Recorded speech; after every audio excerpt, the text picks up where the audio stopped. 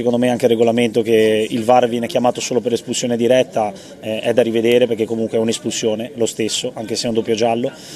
È un evidente errore, dispiace perché portiamo la squadra in ritiro, se le cose non vanno siamo i primi a mettere.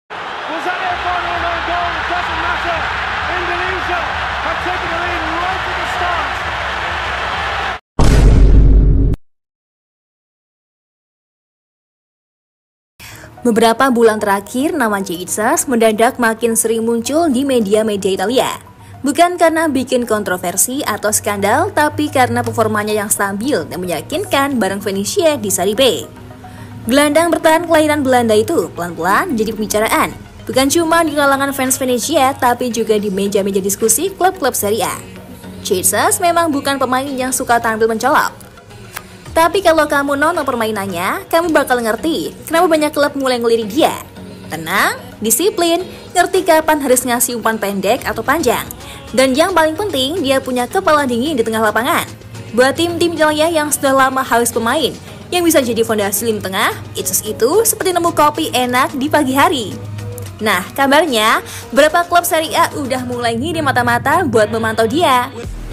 Ada yang bilang Torino udah nyimpen nama Itzas di daftar buruan musim panas nanti. Ada juga desas-desus kalau bolongnya dan Empoli tertarik buat bawa dia naik level. Bahkan gosipnya Lazio pun sempat kepincut walaupun belum ada langkah konkret.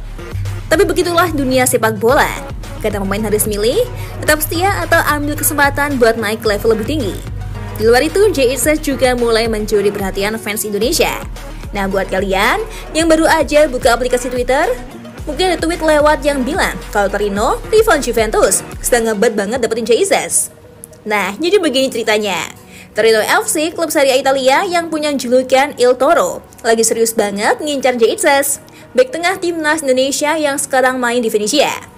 Gak cuma sekedar rumor, tapi kabarnya Direktur Teknik Torino, David Vegnati, udah garca buat kejar Itzas. Kenapa Torino ngebet banget? Pertama, mereka baru aja kehilangan bek andalan mereka, Alessandro Buongiorno, yang pindah ke Napoli. Kedua, pelatih baru mereka, Paolo Vanoli, sebelumnya adalah pelatih Itzas di Venezia. Jadi chemistry antara pelatih dan pemain udah terbentuk. Dan Vanoli pengen bawa Itzas ke Turin buat memperkuat lini belakang Torino. Performa Itzas di Venezia juga nggak main-main. Di musim 2024-2025, dia tampil impresif dengan hanya absen 2 kali dari 17 pertandingan.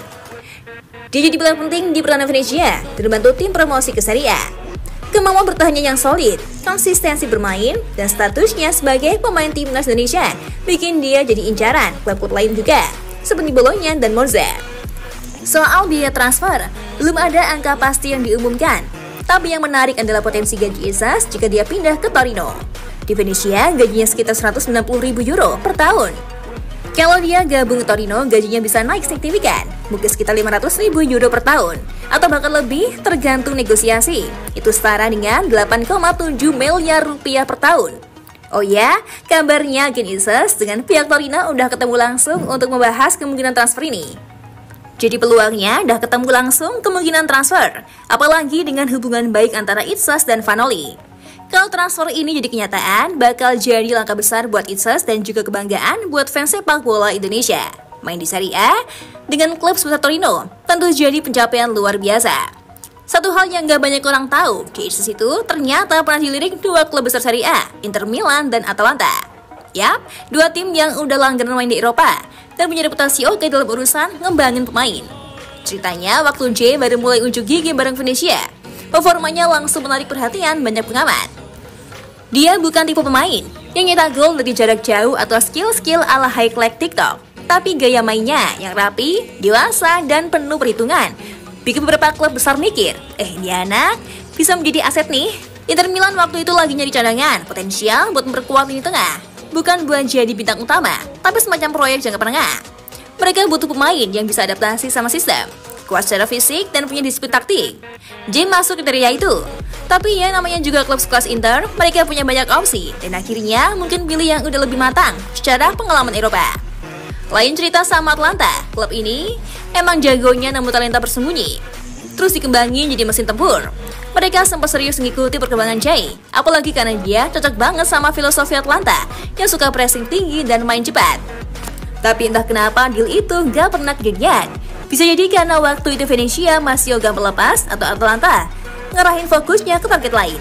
Meski akhirnya gak kejadian dilirik klub-klub kayak Inter dan Atlanta, itu udah bukti kalau Jesus punya kualitas. Dia mungkin gak langsung dapat spotlight, tapi perlahan-lahan dia bikin banyak orang di Italia ngelirik 2 kali kalau namanya muncul di daftar starting 11. Dan siapa tahu kalau musim depan dia beneran main di Serie A, entah sama Venezia atau pindah ke tim lain. Klub-klub kayak Inter atau Atlanta bisa aja balik lagi bawa proposal serius. Dunia sepak bola kan suka gitu, kadang muter-muter dan baru jadian. Yang jelas buat pemain bertahan Indonesia yang bisa bikin top klub Italia ngelirik aja udah prestasi tersendiri. Kita tinggal nunggu aja kapan dia benar-benar dapat panggung besar itu. Ngomongin Jesus, gak bisa lepas dari perannya bareng Venezia musim ini, apalagi di bawah asuhan pelatih legendaris Belanda, Patrick Kluivert. Yap, Kluivert yang dulu dikenal sebagai striker tajam di Barcelona dan timnas Belanda, sekarang jadi sosok penting di balik kebangkitan timnas Indonesia. Dan satu pemain yang jadi kepercayaannya, ya si Jesus ini. Jay bukan cuma starter reguler, tapi sekarang juga dipercaya jadi kapten tim. Gak main-main loh, buat pemain muda yang baru beberapa musim main di Italia. Dikasih ban kapten itu tandanya dia udah dianggap figur penting di ruang ganti dan di lapangan. Kluivert sendiri katanya suka banget sama karakter Jay, tenang, dewasa, dan gak neko-neko. Sebagai kapten, Jay gak cuma ngatur teman-temannya pas pertandingan, dia juga jadi penghubung antara pemain dan pelatih, termasuk buat jaga suasana tim tetap solid. Apalagi di tengah tekanan persaingan promosi ke Serie A. Banyak fans Venezia bilang sejak Jay pakai ban kapten, permainan tim jadi lebih stabil dan kompak. Secara kontribusi di lapangan, Jay itu semacam otak kedua di belakang gelandang kreatif. Dia bisa dibilang pemain yang bikin tim tetap seimbang. Kalau lawan lagi nyerang, dia yang nutup ruang dan jagain tempo.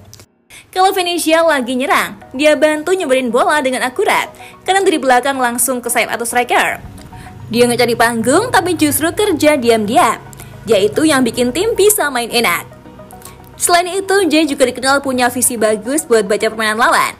Dia sering motong alur bola, bikin resepsi penting, dan jarang panik kalau ditekan. Heran Kluivert kayaknya udah klik banget sama dia. Bahkan di berwawancara, Kluivert sempat nyebut kalau Jay itu tipe pemain yang bisa jadi pelatih di lapangan. Jadi ya walaupun mungkin namanya belum seheboh pemain Serie A lain, tapi di Venezia, Jesus udah kayak poros tim. Dan kalau nanti Venezia berhasil promosi ke Serie A, banyak yang bakal bilang salah satu kuncinya adalah konsistensi dan kepemimpinan Jesus di tengah lapangan. Gila ya, makin lama karirnya makin solid. Kayak tinggal nunggu waktu aja buat loncat ke level yang lebih tinggi.